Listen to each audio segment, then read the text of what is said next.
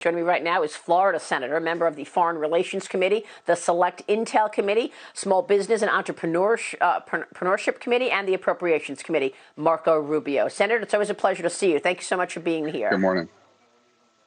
Thank you. So will China be held accountable for this, Senator? I mean, you and I have spoken about this before. You just heard your colleague, Tom Cotton. We now know that it did originate in that level 4 super lab. The only level 4 super lab in China is located in Wuhan, where coincidentally, not really a coincidence, they study coronavirus. Right. Well, I mean, the first thing to remember is because a lot of the early focus when people talk about, what happened here is some people are saying, well, was this a bioweapon that was designed? And that's not what those papers claim. What they claim is that some researcher that was working in there contracted the virus, went out into the general public and spread it to other people. And here's the bottom line. If that is what happened, and we got to wait and see all the stuff that comes out, if anything comes out, we're dealing with a totalitarian government.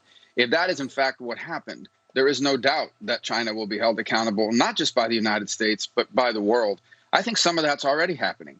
In essence, although publicly they may not be saying these things, there was multiple reports yesterday about how China's efforts to clean its image after all this has been backfiring. A lot of these countries know that at a minimum, the Chinese covered up essential facts about this and set the world back by days and weeks in terms of its response. And people know it. They may not say it because they can't afford to get into an economic war with China. They're too small a country. Their economy is too dependent on them. But countries know, and international organizations know. Yeah. Well, I mean, look, I know that Xi Jinping was under tremendous pressure going into this. The Hong Kong protesters were out in force, 2 million people in the streets complaining about his authoritarianism, as well as the economy was weakening. So right now we continue to investigate why and how it got out of that super lab. But you had written legislation a while ago about moving the supply chains, right, Senator? And, is that going to be one of the accountability impacts here? The fact that little by little, CEOs are figuring out they can't trust China.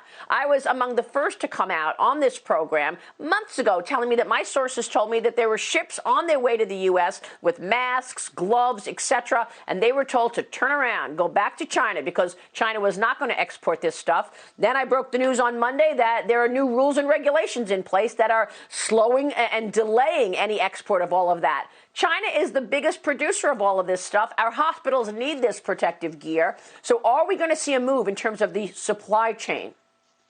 Well, I think one of the things that's happened with this pandemic is it's revealed to everybody the limits to our digital superiority and our software and all the things that we've innovated in technology. You still have to be able to make things. You still have to have industry and industrial capacity as a country. And we've given a lot of it away. And so that was true before this pandemic. And I think this was just a reminder of how key to our national economic security and our overall national security the ability to make things are. Now, that's true no matter what country you're talking about. But when you have become as dependent as we have become on China's industrial capacity, a nation that views itself as our near peer adversary and a competitor for global influence, you set yourself in a very dangerous situation. And so I hope that one of the things that will come about now is a broad consensus in this country that we have to be able to make things in the United States.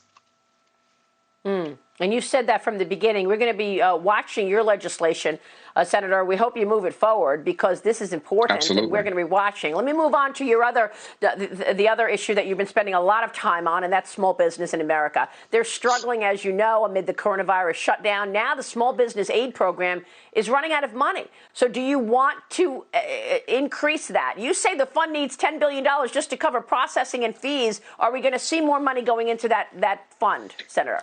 Well, I hope so. We tried that last week. The Democrats blocked it.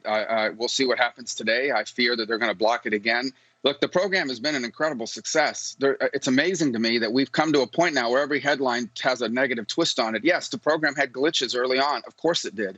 It passed on March 27th. It was implemented literally 7 days later. But here's the bottom line. In many cases, before people got their money from the IRS, before most people have been able to get through on their state's unemployment system, businesses in this country to the tunes of billions of dollars and representing millions of jobs have received PPP assistance. In just 12 days, this program has approved over $300 billion of aid. And now it's frozen. It stops.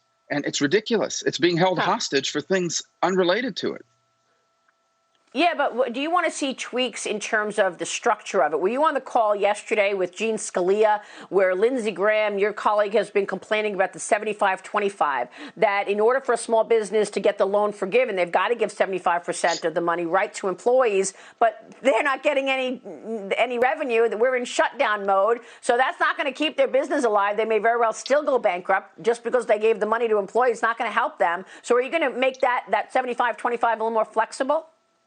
Well, two things. Number one is this is called the Paycheck Protection Program for a reason. It is designed to keep people employed and keep people paid, because many small businesses came to us and told us, we don't want to let go of our employees, even if they're not working, but we have to because we don't have cash reserves to keep them around.